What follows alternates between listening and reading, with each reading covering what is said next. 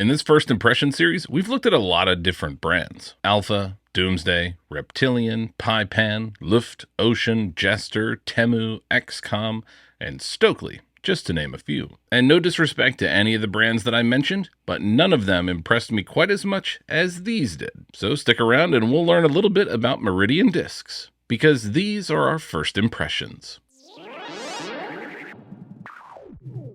Hey everyone, it's Greg from Six Sided Discs, and these 6 molds represent Meridian Discs' introduction to the disc golf market. Because while Flight Numbers Don't Matter is our most popular series, I think this one is my favorite to make because it's all about discovery. Different plastics, new molds, unique ideas, and different approaches to manufacturing. And right out of the gate, Meridian Discs is different. At face value, you might see some similarities in appearance to other plastics, but some of these other ones are uniquely different. So let's dive in and take a look at their first putter, the Tundra. Rated at 2401, the design looks and feels similar to some of the most popular putters in the game, like the Innova AVR and Discmania P2. And that's some pretty good company to keep. But how does it fly? Well, the answer here is pretty good as well. From a standstill at low power, the Tundra has a bit of glide and some reliable fade. At lower power, you can see there's plenty of stability to fight out. You can definitely turn up the power and push it a bit straighter as well. But even on a decent amount of anhyzer, it slowly works back for excellent shot shaping. Meridian's base plastic, graphite, seen here with an added visual effect that they call marbled, feels as good as it looks. I would compare the feel to something between MVP's Electron Firm and Latitude 64's Zero Hard. It's both firm but grippy and super flat, unlike the slightly domey and much deeper feel with the premium Claris blend. Claris, which is Latin for clear, is a soft premium translucent blend. It's definitely softer than most runs of Champion, Z, or I guess most translucent premium blends. And I think that softness might not be some players' preferred feel for a premium plastic, but I've also heard plenty of players who really like a soft plastic. So to each their own. All in all, especially in that marbled graphite plastic, the Tundra is worth a shot. But what about their first Strait mid-range, the very appropriately named Strait?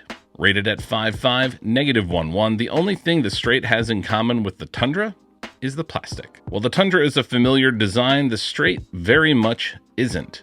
It's domey and deep. It has a really high shoulder and a flat, blunt nose.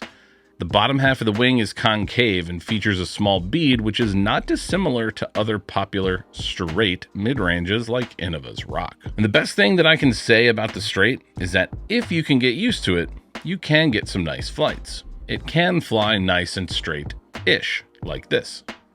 At low power, it should show minimal fade, but if you throw a little harder, it wants to drift before a slight fade back.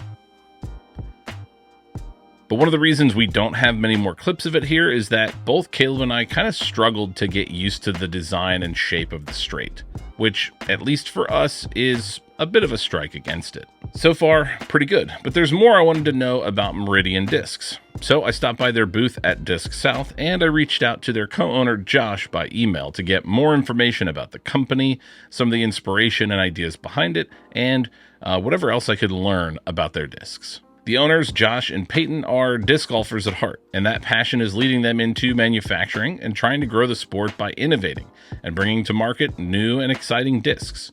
More on how they're doing that in just a second. The company, disc, and names are all derived from nature, the place where disc golf happens. And both Josh and Peyton have spoken out about how important community is to them. And in turn, they're committed to delivering discs that are right for players and truly meet their needs. Now, to be clear, these aren't direct quotes. I'm paraphrasing a lot of the information that I was given, but I do want to thank Josh and Peyton for answering many of my questions. But perhaps my biggest question, because I'm a disc golf nerd and I want to know, is who manufactures the discs? Unfortunately for me and you, if you're also curious, this is what they could share. Quote, "Our discs are manufactured overseas under an NDA, or non-disclosure agreement, which limits what we can disclose." More directly on that point, Josh went on to say, quote, "Our manufacturer isn't a known name in the disc golf industry. So while I would love to know more, at this point we'll have to settle for the information Josh and Peyton were able to provide and go on to test the rest of these discs." Like their other mid-range,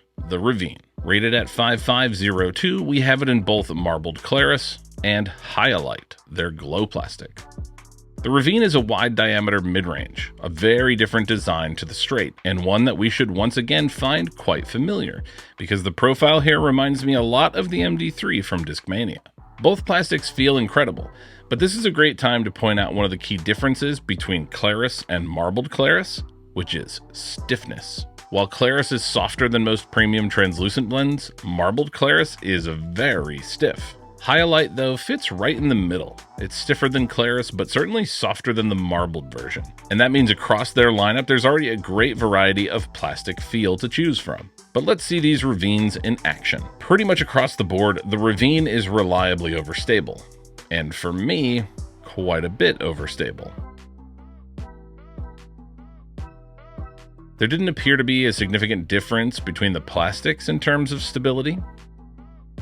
And the only time they weren't noticeably overstable was when Caleb really powered up on them. All in all, I'm really impressed with the Ravine. It flies great, and I would recommend it to anyone looking for a moderately overstable mid-range.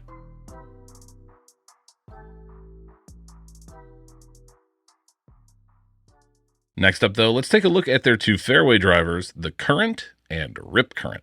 Rated at 7.5 -11 and 7.5 -21 respectively, the Current and Rip Current are designed to be straight and slightly understable fairways. Ours are in the stiff marbled Claris plastic, and once again, they look amazing. But how do they fly? Well, once again, pretty good. The Current is a fairly consistent straight flyer. Obviously, if you add some power to that, you can get some turn, but it is consistently neutral. Even on forehand, it has enough stability to get a mild turn. With Caleb's power, he was able to hyzer flip it and get some turn as well, so I would recommend it for lower speed throwers first before I'd recommend it to him. The Rip Current is just a touch more understable, pushing farther right for me before a tiny fade. And for Caleb, once again, it's even more understable. Lastly, let's take a look at their first distance driver, the Chasm. Here in Claris plastic, the Chasm is rated at 11.5 -13, sharing numbers with the best-selling Innova Wraith and more than a few others. It's a wide-wing, domey, fast driver. And even though it's not super comfortable in my hand, I think it has some potential. My first throw was a pretty bad shank, nose down and hyzer forehand, but the stability of the Chasm fought back fast enough to get a huge skip, instead of cut rolling across the fairway. When thrown on more useful angles, the Chasm was still very overstable. In fact, even for Caleb, it only holds straight briefly before it fades aggressively.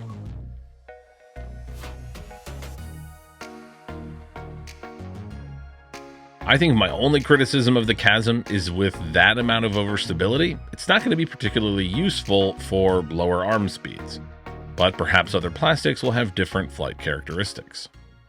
Most of the time when we're looking at a brand new manufacturer, we're looking at one disc, maybe two or three, and they're typically trying to fit these sort of like staple slots, copying other designs. But in the case of Meridian, it feels different.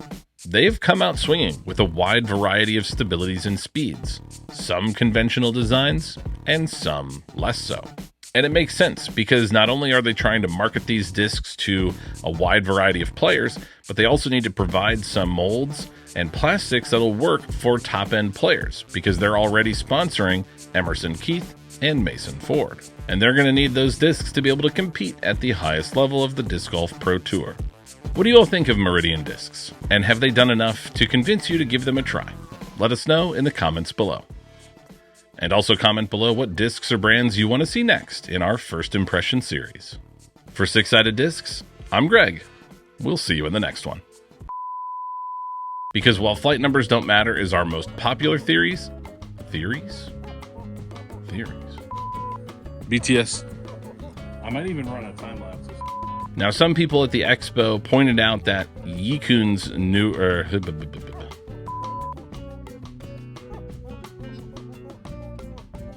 And that means across their lineup, there's already a great... So I think just like tiny hyzer maybe, or like flat. Yeah, I knew that was gonna happen. There didn't appear to be a significant... Come on, Greg. You're flippy. There we go. Ooh, Perfect. show me how it's done.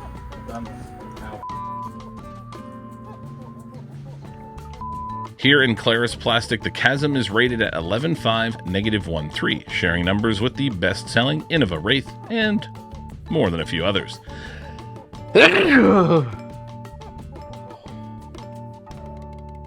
Whoa, that came out of nowhere. If you like this content and want to see more, please consider liking the video, subscribing to our channel, or supporting us on Patreon. Your support makes this content possible.